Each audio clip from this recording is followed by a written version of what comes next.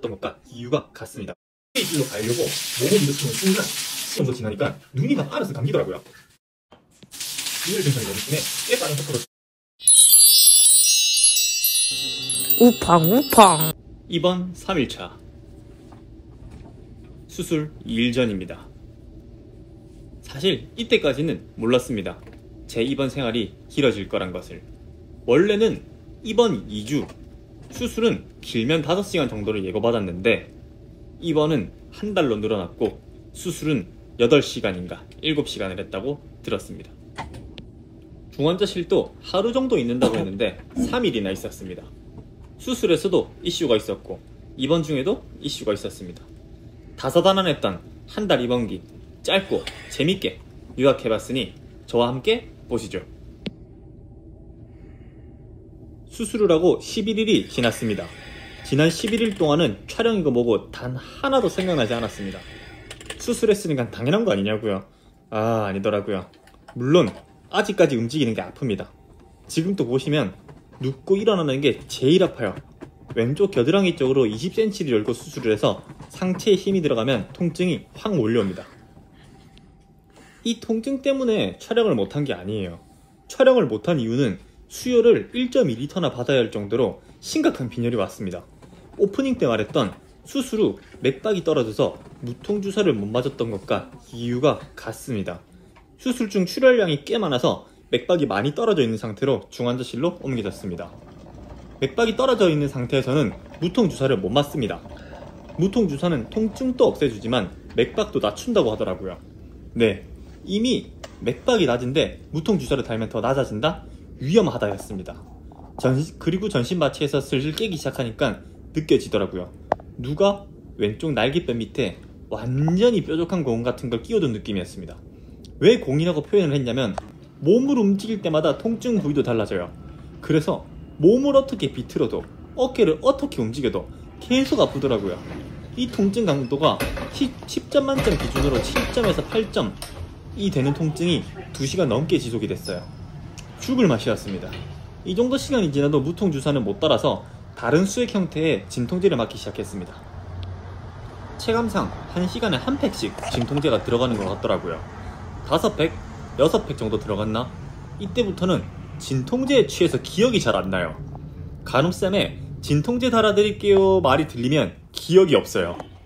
이 진통제에 취한 상태가 지속되니까 이것도 힘들더라고요. 계속 술에 취해 있는 듯한 느낌이 나고 그래서 도저히 안되겠다 싶어가지고 진통제를 그만 놔달라 했어요.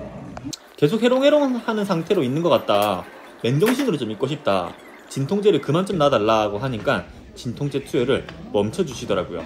진통제 투여를 멈추니까 좀 편하게 잠을 잤어요. 진통제가 계속 들어갈 때는 눈을 감으면 눈앞이 핑핑 돌아가지고 잠들기 전에도 고통이었거든요. 그리고 수술을 담당하셨던 교수님이 회진으로 오셨습니다.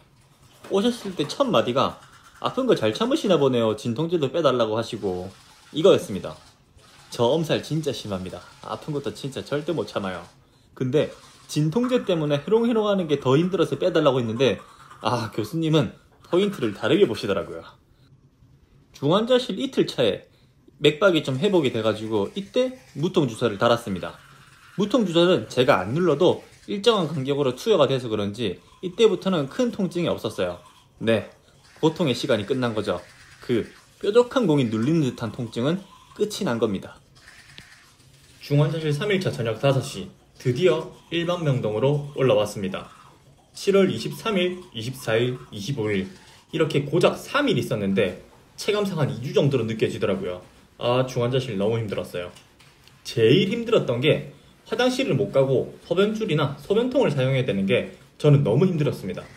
특히 저는 2일차에 소변줄을 제거하고 소변통을 사용하고 있었는데 소변줄을 제거한 탓에 소변이 잘 안 나와서 그런지 소변 보는데 꽤 오래 걸렸습니다. 소변 한 번 보는데 한 10분에서 20분? 문제는 그 시간 동안 간호사 선생님들이 들어와서 저를 체크해야 할 일이 꽤 많았다는 거죠. 저도 빠르게 해결하고 싶은데 잘 안 되더라고요. 그 와중에 간호사 선생님들이 들어오시면 소변이 더 안 나오고요. 이게 일어서 있으면 쉽게 나올 것 같은데 침대에 누워서 소변을 보려고 하니까 더 안 나오는 것 같더라고요. 그래서 일어서서 소변을 누고 싶은 것 때문에 더욱더 일반 병동으로 빨리 가고 싶었습니다. 그래서 일반 병동으로 갔을 때 제가 제일 먼저 한 게 화장실에 가서 서가지고 시원하게 소변을 해결한 거였습니다. 생리욕구를 본인이 원하는 대로 해결하지 못하면 사람 존엄성에 문제가 생긴다는 말을 대학교 다닐 때 들은 적이 있는데 완전 공감, 극공감 그 자체였습니다. 그렇게 일반 병동에서 첫날 밤이 지나고 다음날 26일 새벽에 엑스레이를 찍으러 가야 하는 그 시간에 문제가 생겼죠. 수술 중에 출혈량이 많았었다. 이 말 기억나시나요? 엑스레이실로 가려고 몸을 일으키는 순간 식은땀이 비처럼 쏟아지고 순식간에 환자복 상의를 다 적셔버렸습니다. 처음에는 눈앞이 빙글빙글 돌더니 10분 정도 지나니까 눈이 막 알아서 감기더라고요. 이때 너무 무서웠습니다.